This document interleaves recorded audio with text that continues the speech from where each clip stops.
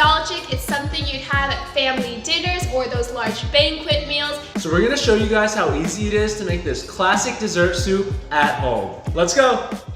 The base of the red bean soup are dried Adzuki beans, which are known for their small original size. They're not naturally sweet, but they can be transformed to a paste that we commonly see in desserts. Since they have a tough outer shell, we'll need to break that down, which is why we soaked 2 cups of red beans overnight. We made sure that there was at least 2 inches of water above our beans, just in case the beans soaked up more water than we thought. And you can see the difference in size with our soaked versus dried beans. It absorbed the water, so it expanded. Now it's time to drain our beans. We're using a fine mesh sieve to make sure no bean gets left behind. So carefully pour out the excess water. There's not too much of it left, so this step should be pretty easy to do. When you've gotten rid of all the water, pour your beans back into the bowl because it's time to cook them. This is a big recipe, so we're gonna need that big soup pot that's all the way in the corner of your cabinet, and of course, lots of water as well. For our 2 cups of beans, we'll need 10 cups of water to boil them, but we're leaving it at room temp just for now. When you've got all your water, it's time to drop in your soaked beans from earlier. So carefully shake them out. We want to get every single bean. And with that, turn your fire to medium-high heat so we can bring the beans to a boil. While we're waiting for the red beans to boil, let's move on to our tapioca pearls. We'll need 2 cups of water in a medium-sized pot to start. Turn your heat to high to get the water to boil before anything goes in. Once your water is boiling, pour in a 1/4 cup of dried tapioca pearls. We're rehydrating these babies, so let them boil on medium heat for about 10 minutes. And after 10 minutes, the tapioca pearls are almost ready, so turn the flame off to let them rest for another 10 minutes. And this is how they look right after boiling. You can see they're still a little white in the center, so that's why we're leaving it in the hot water. Think of it like gentle cooking for our last 10 minutes. And by now your beans should have started boiling, so we're gonna lower the fire to a low heat and let that simmer for about an hour to an hour and a half. We have to cook these down into a nice soupy consistency.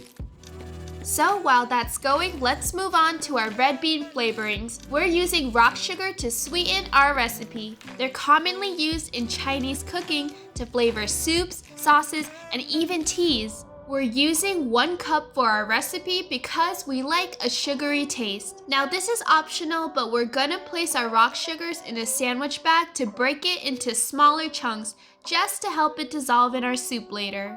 When you've got all your sugars, don't forget to tightly seal your baggie because we want to avoid a dramatic kitchen mess. Now let's have some fun. We're using a meat tenderizer to break down the sugars, but with the smooth part of it only. Careful with your hands, and I don't think you guys need me to explain how to release any pent-up anger you might have. Now this is why cooking is so fun. Even Eric wanted to give it a try. I think he had fun. And this is what our smaller chunks of rock sugar look like. Perfect for adding to the soup now. Another signature flavor is actually orange.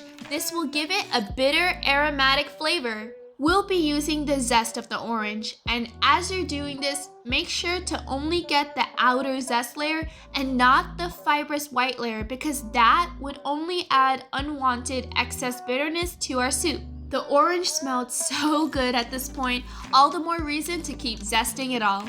So here's how much zest 1 orange would yield. It's packed with flavor, so we're only gonna add half a teaspoon into our soup, but save the rest for later because we'll be using it as well.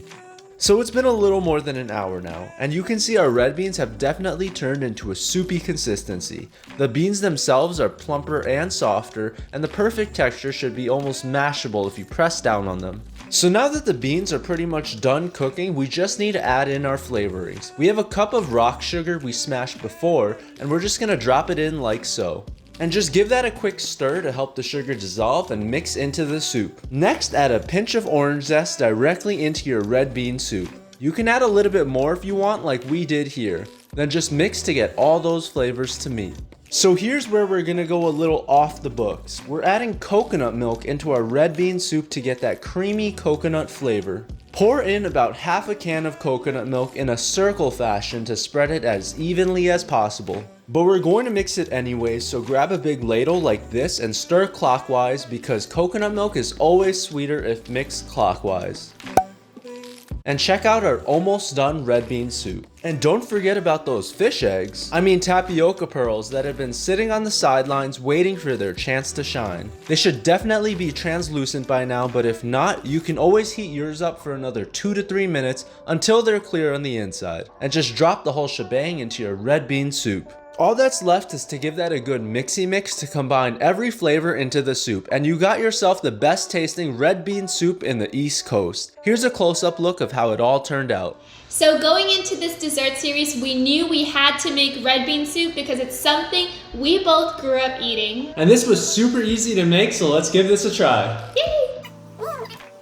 This is You great. guys, this is so good. That family, like childhood, like nostalgia, like that's what I'm thinking as I'm drinking this. And then it just tastes so much better because of the coconut milk and the amount of sugar we added. And the orange zest. This is like an upgraded version of the one they give you at the end of your restaurant meal. Because red bean soup itself is just like a free thing they always give you at the end of your meal. That's true. So we just took it and we upgraded it times 10, and it's amazing now. This is one of our easiest and most delicious desserts we've ever made. Just share this with anyone who loves red bean soup or who just loves beans and wants to see it turned into a dessert. Follow us on IG and TikTok if you haven't already to see all things behind the scenes and our life outside of YouTube. All right, see you guys next time where we'll be making another red bean dessert.